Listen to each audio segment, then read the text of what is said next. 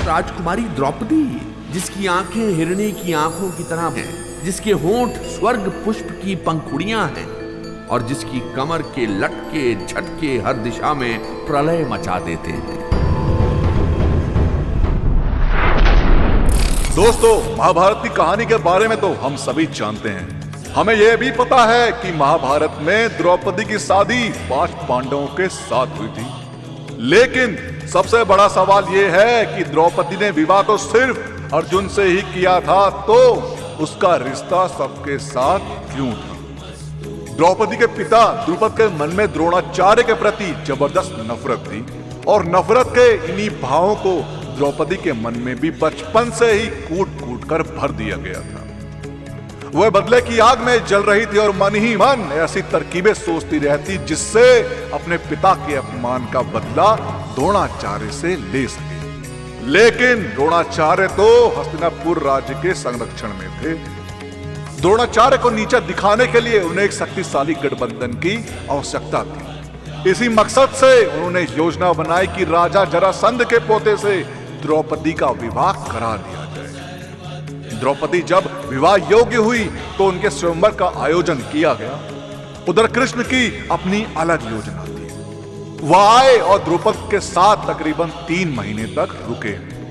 कृष्ण जरासंध के पास गए और उसे समझाया, आप 75 साल के हो चुके हैं, जबकि कन्या की उम्र महज 18 साल है। अगर आप स्वयंवर जीत भी गए तो आप हंसी के पात्र बन जाएंगे।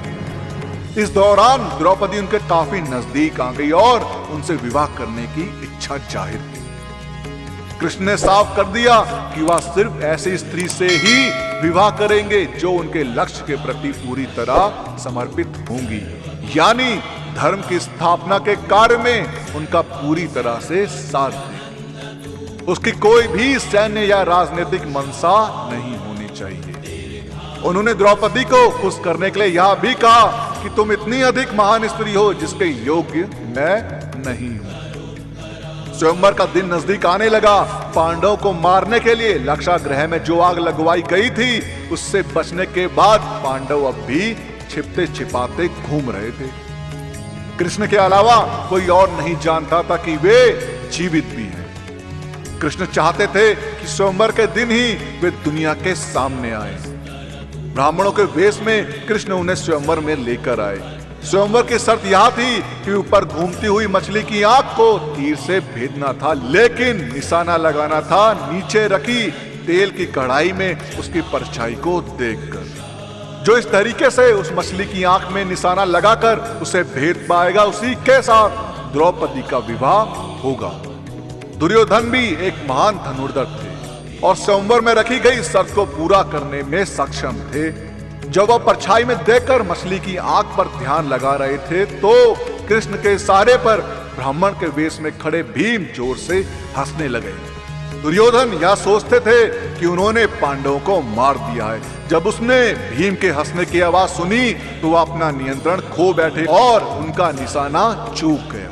तभी अर्जुन आए जो ब्राह्मण के वेश में थे। उन्होंने निशाना लगाकर स्वयंवर जीत लिया और द्रौपदी को अपने साथ ले गए। जब अर्जुन स्वयंवर से लौटे तो कुंती खाना बना रही थी। अर्जुन ने कुंती से कहा, मां देखो हम क्या लाए हैं। बिना देखे ही कुंती ने कह दिया, 5 भाई आपस में बांट लो। इसी वजह से 5 भाइयों ने एक ही स्त्री से विवाह कर लिया।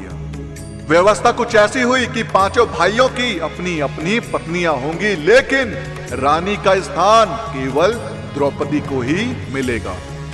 बाद में जब पांडवों को धृतराष्ट्र के राज्य का आधा हिस्सा देने की बात हुई तो दुर्योधन ने आत्महत्या करने की धमकी दे दी। धृतराष्ट्र अपने पुत्र की जिद के आगे कमजोर पड़ गए और उन्होंने पांडवों को आधा राज्य देने से मना कर दिया। निर्णय लिया गया कि पांडव राज्य छोड़कर चले जाएंगे और एक नए राज्य की स्थापना करेंगे। उन्होंने हस्तिनापुर छोड़ दिया और खांडवप्रस्थ चले गए, जहां उन्होंने नया शहर बसाया जिसका नाम रखा गया इंद्रप्रस्थ। तो दोस्तों, पिछली वीडियो का शाउट आउट जाता है यश विश्वकर्मा जी को, जिन्होंने बहुत ही प्यारा कमेंट किया था। इस कमेंट के लिए यश विश्वकर्मा जी ज्ञान प्लस आपको तहे दिल से धन्यवाद कहना चाहता है। और दोस्तों आप कमेंट्स में टिप्पणी लिख सकते हैं, जिससे आने वाली वीडियो में आप में से ही किसी एक को मिलेगा ज्ञान प्लस की तरफ से शाउट आउट।